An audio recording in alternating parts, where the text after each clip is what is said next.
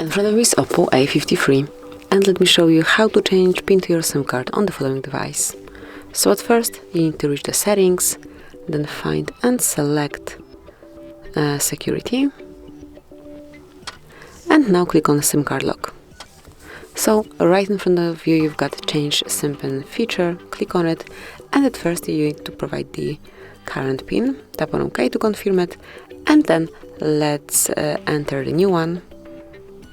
Click on OK, and then re-enter it just to confirm. Click on OK, and that's it. As you can see, SIM to your PIN card has been changed, PIN to your SIM card, sorry.